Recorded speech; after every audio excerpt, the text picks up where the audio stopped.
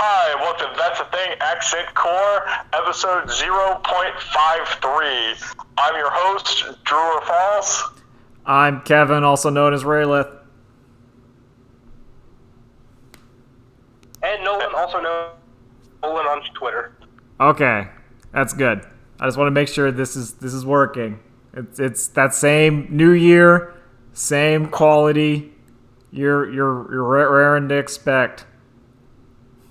As in, the phone is lying next to the microphone. Yeah, maybe I'll look into how to record it better. The other way I had to do it was I had to have a fake Discord account, and then I recorded the Discord, but then everyone was bad quality. Ooh. In the comments below, put, did you rather everyone be kind of the bad quality, or me, and then everyone else sounds like they're on a phone? Do that in the comments. Honestly, part of it is I think this way is better because now it's abundantly clear who's me and who's you. That is true. There's just quality differences alone. So that was the solution all along. Was we just needed to have one person have a filter on there, like a robotic filter. Yeah. How was everyone's New Year? I burnt my tongue on a corn dog. I put the corn dog in the microwave, and the outside was fine, but the dog part of the corn dog was too hot, and it burnt my tongue a little. That's how I'm starting the new year. Burning my tongue less so, but typically I burn like the roof of my mouth. And then you have then you can't tell, does it just feel raw or is actual skin peeling off of my hard palate? Ugh. No, it's skin peeling. We got that. Yeah. It was worth it though. It was a good corn dog. You go for any mustard or ketchup or barbecue sauce? Mustard. I just so what happens is I get the gluten-free corn dogs, and they kind of split open. They split open a little bit due to being gluten-free and not having that flour binding agent for the corn. Well, a lot of microwave corn dogs split open anyway. This is way more so than normal, so you have to. So they split open, which is somewhat of an advantage because they split open, you pour in the mustard, and then you close them back up while you eat them. You use the mustard as a glue to keep all the corn and the dog together. Yeah, I just don't like mustard. It's alright. To me, good with corn dogs. I'll give it that. It's a hot dog, corn dog, Vienna sausage sort of deal. If it's a sausage or a Frankfurter or that kind of tube-based meat, I'm okay with throwing some mustard on there. But usually I like ketchup better. Unless it's chicken nuggets. Okay. I like barbecue for most everything. Barbecue is my preferred condiment. You're not wrong. It is a condiment. It feels like cheating to say barbecue. It was oh no, it was what do you pick? It's the good one. Well, barbecue in and of itself, and I'm assuming you're meaning the kind of smoky barbecue, which is the tomato-based one. If you think about it, it's just super ketchup. It's tomato sauce with more spicy and stuff in there. Yeah, I do not muck about with vinegar-based barbecue sauce. I like it occasionally. It has to be when you're at a restaurant and they have a lot of barbecue sauces. I will squirt a little bit. It's a palate. Oh, you go. Yeah. I also think it can be okay for marinating. Yeah, I agree.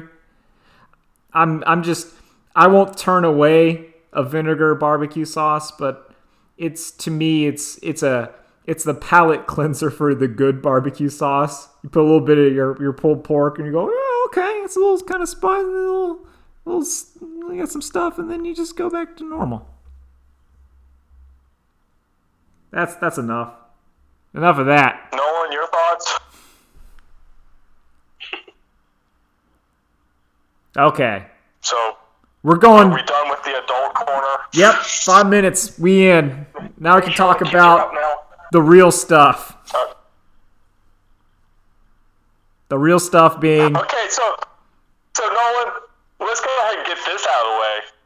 We saw Cats. Oh, yeah, you guys got to talk about Cats. This has been, stewing for a while for my friends earlier last week about how much I hated and / loved that movie because how bad it is. Yeah, tell me. Oh, It's the worst. I enjoyed myself.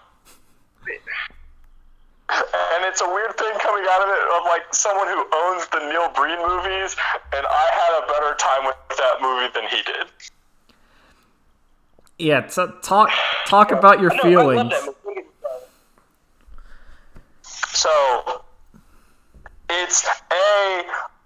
the human hands thing, I think, is a stylistic choice. I don't actually think that's evidence that it's not done, because everyone has people hands. No, Drew. Sometimes they have people hands, and then when the old hands, because they forgot. That's kind of true. It's kind of, I think the biggest issue with that movie isn't it is rushed. It's definitely rushed for sure. But there's no artistic consistency throughout that movie. There's not I feel like the art director was not there for most shooting days or most days in the CG lab. It doesn't have the I thing. I don't think there was anyone there to give them hey, you sure you want to do this? They didn't have the person that a play has where the set is the set and the actors are always going to be the same size, but when you're CG, that you can make the actors 2 feet tall or human size. It doesn't matter. Oh my god, it doesn't make. Sometimes they're like mice in size, and sometimes they're like dogs. I don't. Well, no one was there to tell them. You know what a cat is? No. Yeah. It'll be fine. And then it gets, oh man, I think the worst CG effect in that movie were the cockroaches. No, okay, not the cockroaches. That entire scene of Rebel Wilson ripping her skin off. To reveal herself, she rips off her own skin to reveal herself wearing clothes over her skin.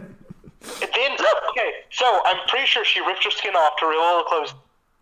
That off again to go back to normal clothes, and then she rips it off one more time. So she had 5 layers on.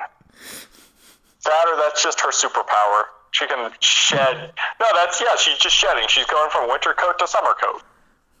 If that was the explanation, I would believe it. There was one person in that theater that was enjoying this movie. One person that laughed at all of Rebel Wilson's jokes.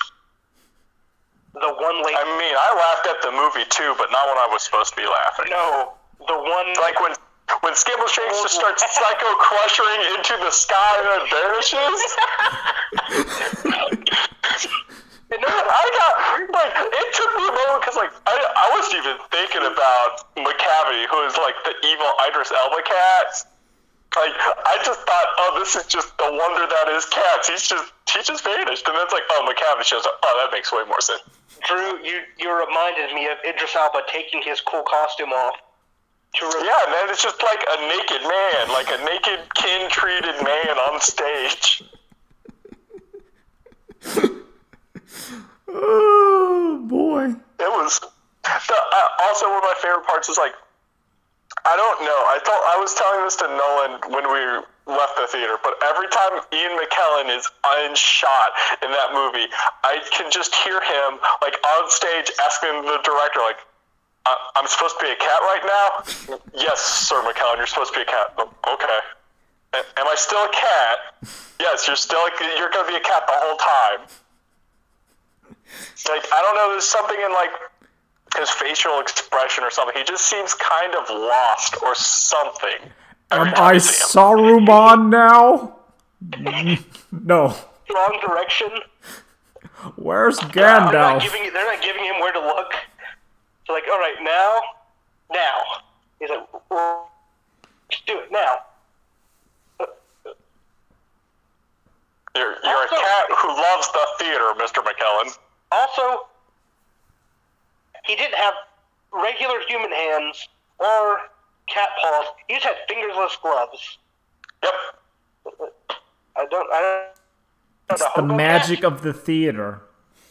Listen, I mean, like, my biggest issue is still when, like, Skimbleshanks first shows up and he's, like, in bright red, like, pants, suspenders, and tap shoes. And let me tell you, I did not like Skimbleshanks when he first showed up. He was an assault and an affront to my being. And then he won me over. He sung to you. Yes. I have a problem because Skimbleshanks did his song, and he is needed, and he is great at his job. Why does he need it? Exactly. The railway needs Skimbleshanks. Train unless Skimbleshanks is there. Exactly.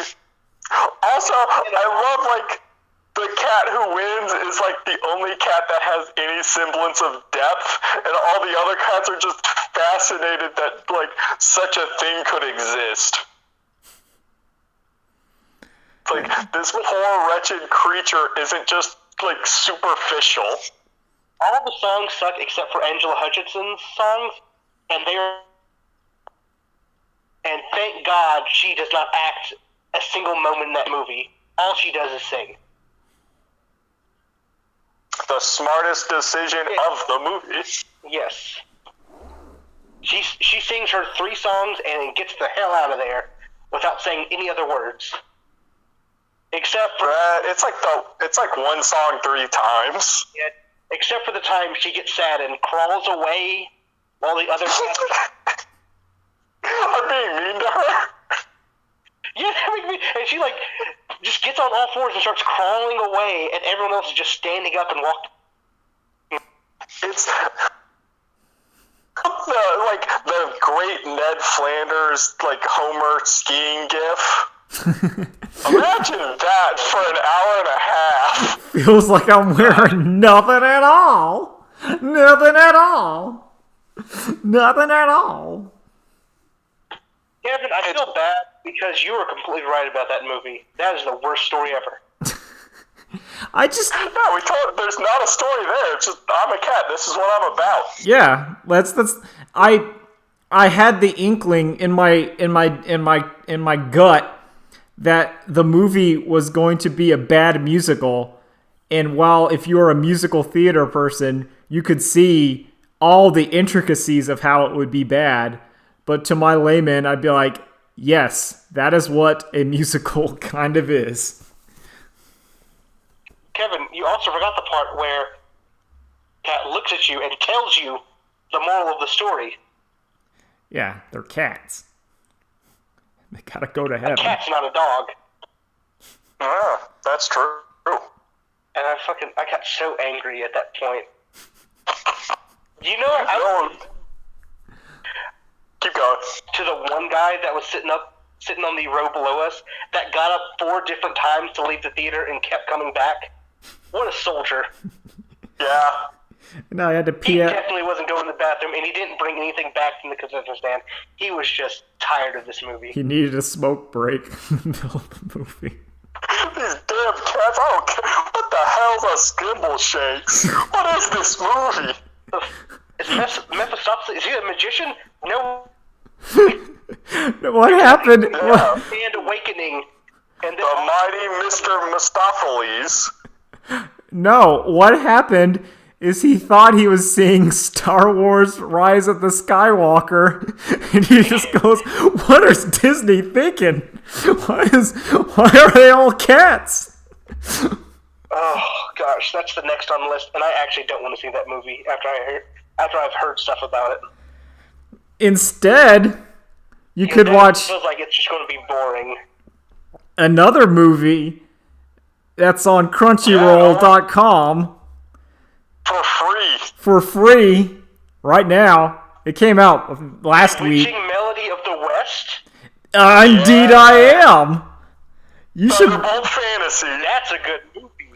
That's it. That was a good movie. That was incredible. They gave our boy Johnny Guitar, such a good backstory.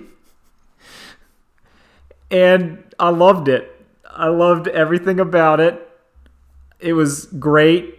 I'm glad to see the Hunting Fox again. It reminded me a lot of how between seasons 1 and 2, we had the Screaming Phoenix Killer origin movies, or origin story. Yeah. And now between 2 and 3, we have I can't remember his name.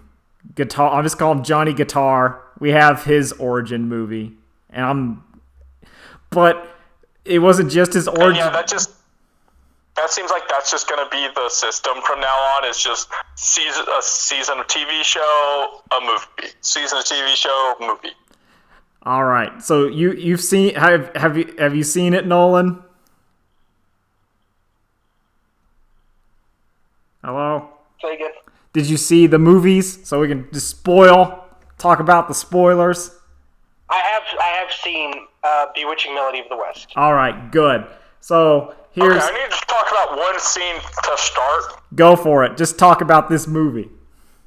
So it's like the last final big fight where everyone's like attacking them. When he does the transformation sequence, and it's radical. It's during that fight. But like when one of the bad guys stabs at Edgeless Blade and he catches it in the bamboo, and my brain was like, oh man, he's gonna like break that sword now. And then he like crunches the bamboo, shoves it down the guy's arm, and then rips his arm off. Edgeless Blade, Sir Shang, does so much bad things to people with hunks of bamboo in this movie. He stabbed that one guy through the face. It wasn't like a narrow sword. It was a big block of wood. It was a baseball bat size of hollow bamboo, just kablamzo. It was bad. It was so cool. It was so cool how Edgeless Blade was in there, and you could tell there's no gray in his hair, so this is early on. Mm-hmm. When he was doing his stuff. I liked how he was the sorceress sword nemesis. No, what was the it? sword thief, whatever. It was a sword plundering nemesis. There you go. Yeah. Yeah. It makes. I love it. It makes sense. Everything in that movie makes so much sense. It does. I love the fact that our boy Gitaru Man, his grandmother, I think it's mother, knew his voice was both evil and entrancing and was trying to train him to deal with it. I think she's part of what made it bewitching and cursed. I 50-50. I think it's weird because she did get hers early on in the movie when he went through puberty and his voice dropped and then she ran off a cliff and died. Yeah, I actually felt bad for her. Yeah. I didn't because she was being abusive and terrible. 50-50 on that. I do feel bad for the guitar guy and how it seems that everyone was abusing him in his talents the entire movie. Where he went to he was singing at the bar, but his songs were so good. He sung the main theme of Thunderbolt Fantasy so well that everyone showed up and started doing crime just so they could listen to it. No, he thought he was drank heroin. Yeah, it's like he thought he was promoting a regular bar, but it turned out to be an opium den. And they're all just they're just completely blazed. And then Hunting Fox shows up and is all like, "Hey, what up? I'm a jerk." He was a jerk. I loved it. That princess is real bad. Yeah, she's is probably gonna be in the new season. Yes, and so has the blue. I don't know what that instrument is called. sitar. Yeah, she has to be some related to Double it. D. Yeah, the thing that Double D was playing. She has to show up because she was hanging out in the crew. I like at the end. This is jumping around. I like at the end where we get none other than Enigmatic Gale telling us. I don't want to do major spoilers. Well, that's that's a nice surprise at the end, and I don't want to give that away. Oh, okay. So everyone you want shows up in some form or another. I like how they go to the wreckage of what happens when the swords. Why Edgeless Blade started stealing the swords? And he was like, yeah. He just showed them this is what they were doing. These are supposed to be meant for if a demon invasion from hell happens. Not because they're just using them on other people. They just took out one of the tribal entire city, dumped it into the ocean, and then they just took over. Yep. And I also like seeing the issue of I didn't have the index yet, so we just have all these cursed swords laying around the hideout, laying around. I like the explanation of the guitar is simply it's a yokai. If enough spiritual stuff, they start talking. And then it says, if one of those cursed swords starts talking, it's gonna be a bad time. And he's like, don't jinx it. Okay, I haven't fully watched Thunderbolt. Does Guitar Guy normally have that guitar? Yes. Okay. Yeah, that it's whenever we first saw the guitar and it was curved and talking, and it's like, why doesn't it look right yet? Yeah, it I kept thinking, it's like, is he gonna carve the skull and put it on there?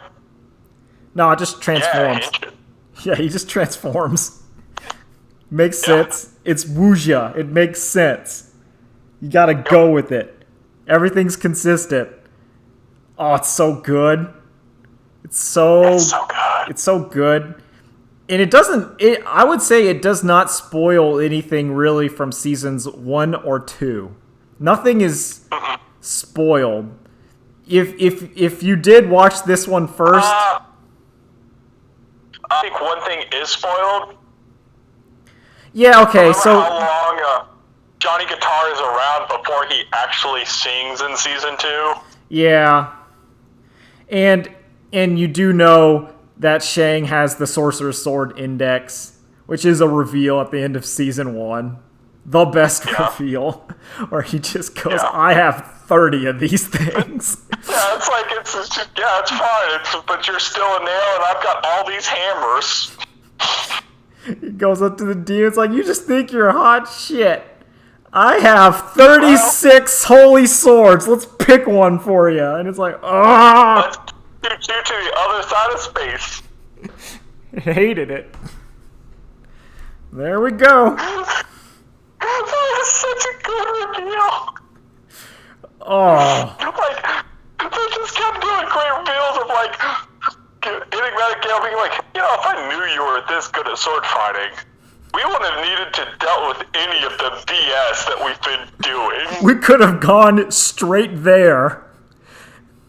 In fact, I could have gone straight there, fought him, and then left. This whole adventure could have been done in an afternoon. Yup. But no. I kept trying to tell, and it's mostly because, every time Edgeless Blade drew the sword, it always put a sheen on it. So I was like, is he still using, a regular sword at this point? He was still using swords. There was a couple times in there, I was noticing that it wasn't his own sword, but he was grabbing enemy swords and slicing them and using stuff at them. I could tell he was a young man and had not fully devoted himself to this thing. He was still... See, that's what I was kind of thinking. And then he stabbed the guy with the bamboo. And I was like, oh, I guess he could just be stabbing him with a regular stick if he wanted to be. He could. I assumed that was... As a young man, he's showing off. That's why he grabbed that bucket and just beat the hell out of that one puppet. What, Nolan? I enjoyed where he took the sword out of his hands and then just broke the guy's face through all the fence. So also, I think it was hilarious when, like, the guy does this dramatic jump towards Enigmatic Gale and he just throws a barricade at him and hits him out of the air. Yeah, he just chucked it. It was just... He was just dunking on fools. He was in his younger days, he was a mean man. He still had a cause, but he was mean about it. Samurai Showdown, put any of them in that game. Oh, yeah. Really, it should be Johnny Guitar. I think he would have the most interesting moveset. But unless you have a gimmick where Shang gets to populate the ring with various bamboo buckets and other assorted things to hit people with. No, he's the index. Oh, that's his super. That's his super. Yeah. And it has 36 variants. Yeah. It's like, oh, you think Yoshitoru's cool with his 7 swords? Let me show you something. He picks one out. And then sometimes he draws the 7 blasphemous deaths and he puts that one back. That's such a good name. Yeah, it's the Virgin Night of Mourning and the Chad 7 blasphemous deaths.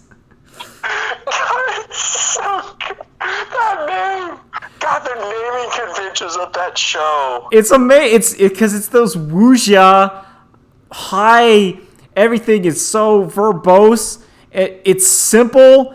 It's both completely descriptive and completely flowery. Yeah. It's like, where are we going? We're going to Devil's Head Mountain. And you're like, why is it called that? Well, because there's the head of a devil. Wait till we get there.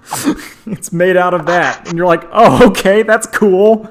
But completely normal. Everyone is just completely mundane. I love it. I loved everything about it. I'm ready for season 2. So, what do you think? Do you think season 3 is going to continue from season 1, or is it going to continue from the movie? Are we going to get? It's going to continue from season, because remember season 2 ends with spoilers, Nolan. If you don't want to hear this, I'll be right back too. Can I use the bathroom? All right. Well, Okay. it's just yeah, so the bad guys season teaming 2 up. But season 2 ends with Knight's Lament in Japan. And For those who don't know, for our sake, we call where Edgeless Blade is from Japan, and where the series is taking place China, just to help differentiate the two.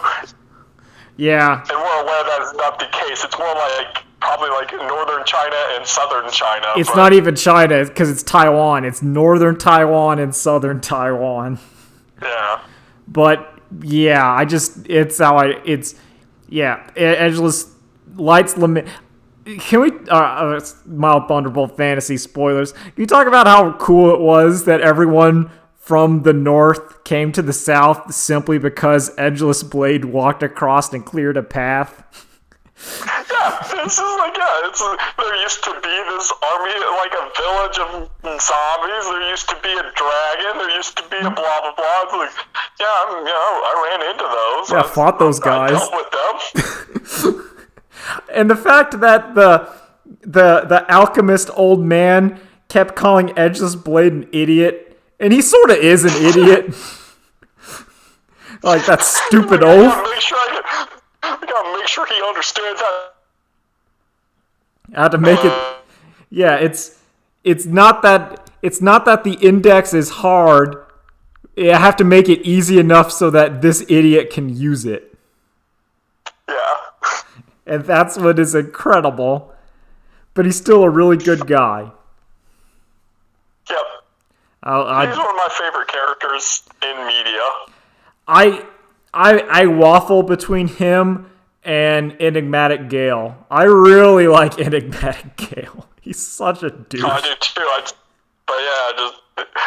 God, in season 1, where he's like, oh, if I'd known your pride was just being the best swordsman, this would have been so much easier. It's he fought to find that answer, and the answer he found is you're kind of a dick. Not even evil, just kind of a dick. He goes, all right. It's like, oh, okay. I'm kind of a dick. Yeah, that's me. I'm not really good. I'm just kind of a dick. No, he's just a...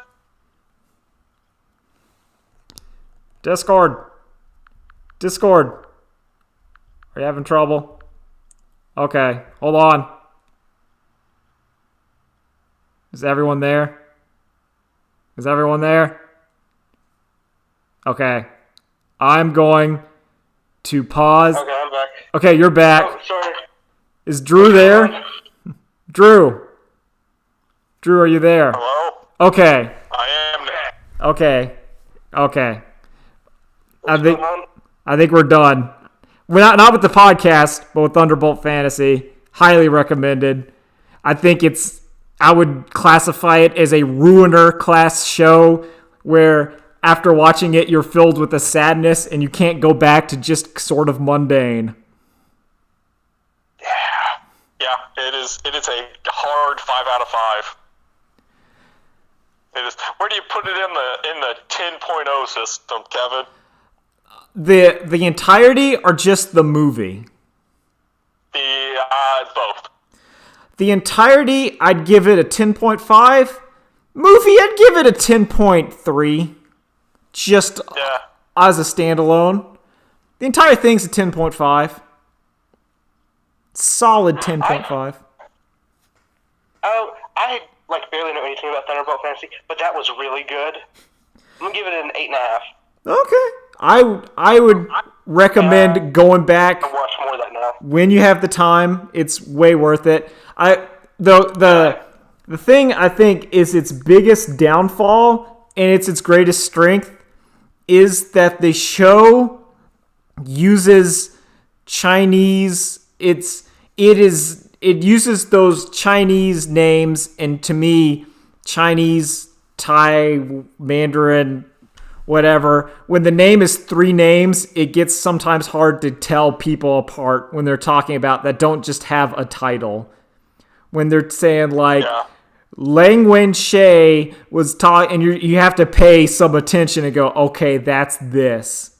It's usually, and that's my only downfall, but typically it's knowledge of the situation to fill in the blank on whose name it is. Yeah, it's usually there are 2 guys and 2 to 3 puppets. Because it's puppets, they don't really have a ton of people on screen, so you can generally assume who's being talked at. Yeah. All right. I also wanted to talk about, in less good movies, they did a trailer for A Quiet Place 2. And I wanted to talk about A Quiet Place because that movie's dumb. But I think that movie sucks ass. It's a fascinating... I despise that movie. See, I think that movie is fascinating because it spends so much time world building, but then it doesn't... No, it doesn't. Well, what I'm trying to say is that they spend detail world building, but they don't detail the actual world building part. So the movie, how to explain it? It does things where they show everyone trying to be really quiet, but they don't explain why what exactly the monsters do. It's stupid. It's stupid, and it would remind. No, that movie is so full of plot inconsistencies and just stupidity that I swear the house those characters live in must have been formulated and built by another family who then died and these people just stumbled onto. So the thing about it is it's one of those movies and scenarios where if and I'm usually not the kind of person that loses suspension of disbelief. I'll watch stupid things and just accept them. Even things with plot holes. I've talked a lot about Fast and the Furious and how the cars fight and the NOx goes to hyperspeed. I'll accept that. That's how the universe works. But that's just because it has internal and consistent logic throughout. Yeah, this movie does not. It doesn't. It wants to be a zombie movie, but it doesn't want zombies. But it wants monster. That movie is. They want roughly 1 to 2 minute scenes that are really neat and interesting, and they probably had about 5 of them in mind, and they had no way of how to connect or make them fit together plausibly. No, I think it has the actual issue of just bad writers. That's true. It's like there's so many parts where it's like, oh, this is only tense and this whatever because the people writing this scene are idiots. Okay. Like, oh man, this is really tense. Where the monster's in the basement with the mom and can't find her because she's being really quiet, even though the level of hearing these things have been shown to have, they could probably, hear her heartbeat since they're in the same room. That's okay. So let's. I don't want to break things down. If you like movies, if you like this movie, that's fine. Also, keep that. No, it's not. You're an idiot. No. I say it's fine if you like a movie.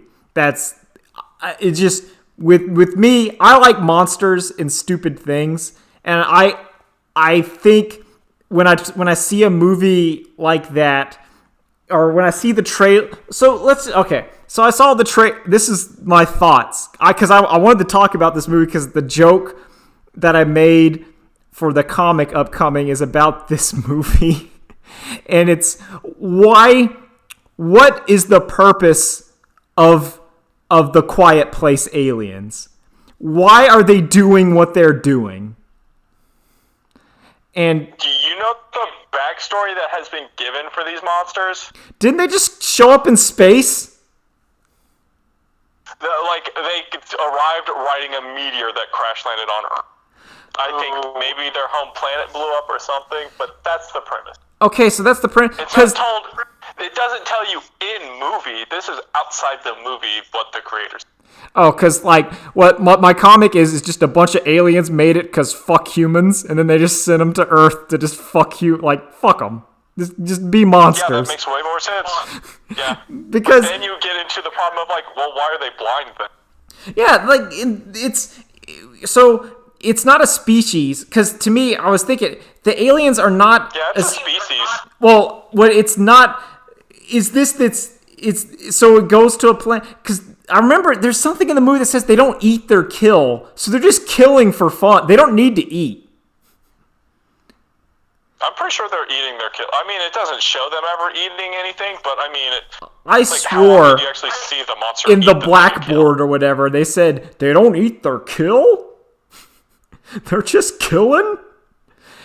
Which means, do the aliens, do they have some sort of invincible super monsters and then they sent them to Earth to kill everybody?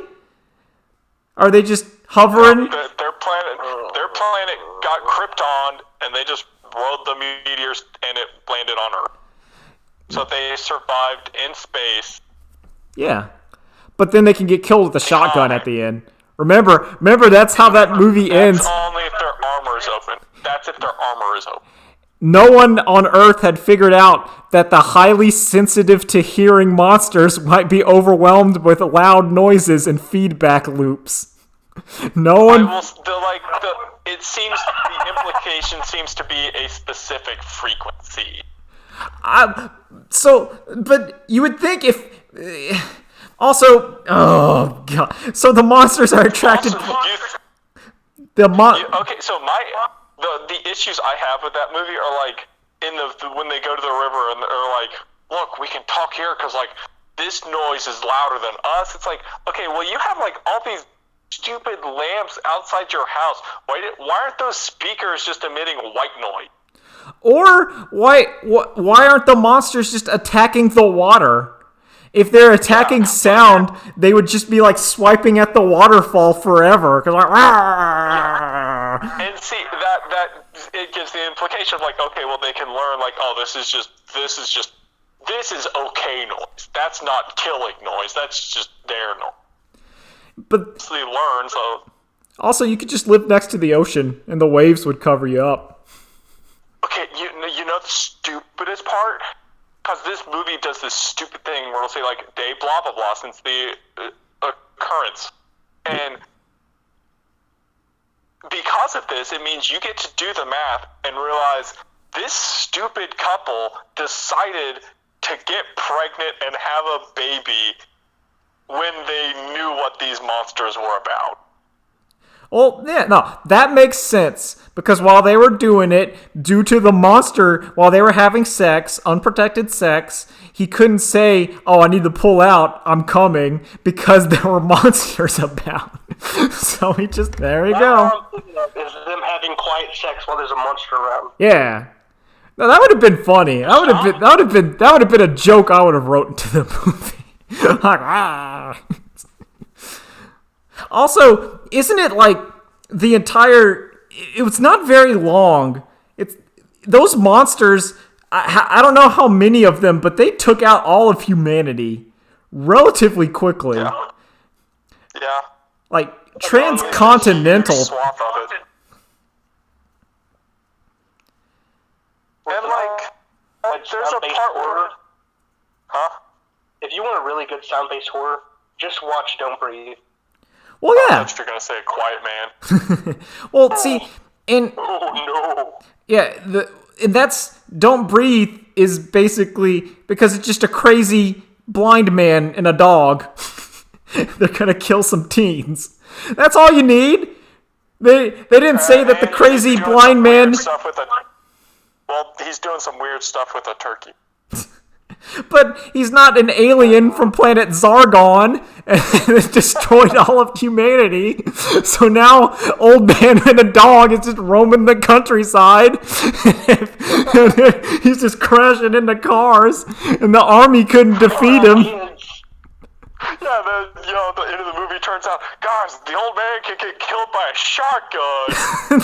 No one, he just walked into the military base, and they just didn't know what to do. He's just constantly killing. Oh, I love it. No, that's a great movie. That's great. I love that. I love this unstoppable, angry old blind man and dog. They're like, this dog's really mean, though. Is it like Cujo's level of mean? A little less. No, yeah, it's not.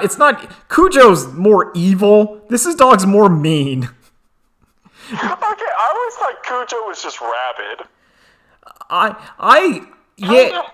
Yeah, but to me, Cujo is malicious. There's a malicious nature to Cujo. I think Cujo likes being rabid. It's not that Cujo's rabid, it's loving it. Cujo's like, yeah. Cujo has just enough sapience to love killing. Yeah, exactly. It's like, you know what, pretty good. I love it. I've never had rabies, so maybe that's just what happens, is that you just really love it. Love killing. Oh. Anything else about monsters? Or I do. It's completely different. If you want to segue. Yo, go for it. Sure. It's the story of a monster killer. What's that? Oh! Jerry, the Witcher? Yeah, the new Netflix. Yeah, Jerry and his new TV show, The Witcher. I've only watched the first episode of it because I'm watching it with my dad, and we just kind of watch an episode a week. I like it. I think they adapted it very well. I think it's more on the books than the game, isn't it? Yeah, it's directly. They're just doing stories from The Last Wish. Because I read the first episode, I knew that story. I was like, oh yeah, it's that one. Where he goes to the town with the wizard. And the wizard's like, we killed all these girls because we thought they were cursed. And Geralt's like, no, And then the girl's like, we're going to kill this wizard. And he's like, no. Don't. But then he kills her anyway because she was trying to attack. And then they all hate the old Jerry. Even though Jerry's just trying to... becomes a butcher. The Butcher of Belfast. And Gerald's just like, I failed that side quest. Walked away. Love it. It's great. I finished it. It's really good. It's just it's more. It's a good replacement for Game of Thrones. That's about it. Yeah. Does it get more? People out there.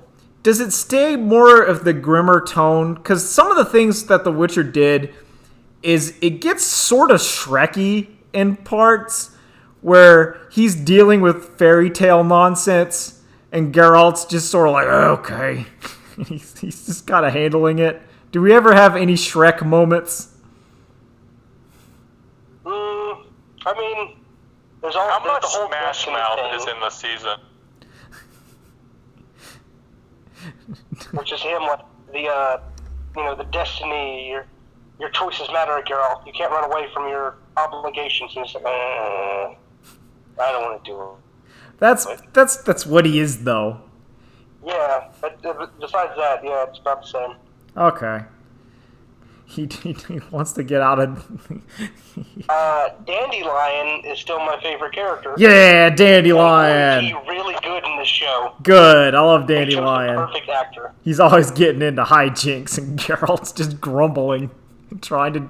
All Geralt of Rivia wants to do is have sex with women and be alone.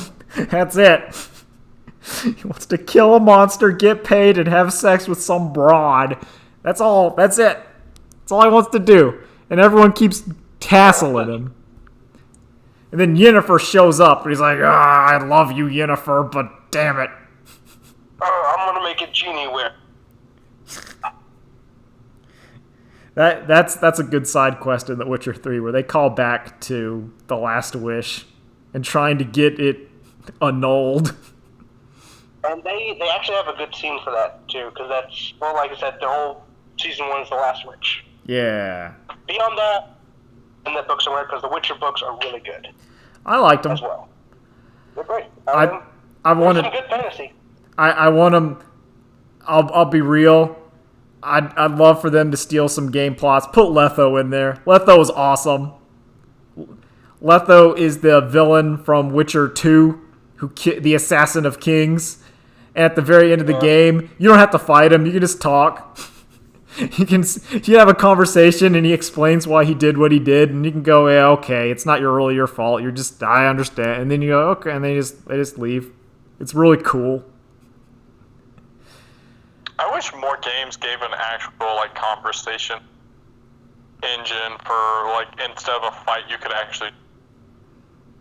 It makes sense for the character to go. It was just what they do, at least in my memory, because it's been a while since I played Witcher. For a lot of it, where there are things where he'll be able to talk, and a lot of the stuff is when he's talking to monsters, he'll talk to them if they're able to speak. He'll say, can you just go? You know what I am, and I will kill you if you don't go. But please just go. It would save us both time. Or I can talk to the people, and maybe they can give you a goat every year or two, and then we can just kind of reach an agreement. But I'm sick of it. Please just solve the problem. And you're like, oh, that's nice. But that's about into that. I've run out of things to talk about, and my computer programs are all stuttering. So, new year. Same as the old one. 2020. Homestar Runner is 20 years old. Yeah, 20 years of Homestar. Yep. That marks the 2000s. And I'm done. Yeah. Later days. Bye. Bye. Later days. Homestar.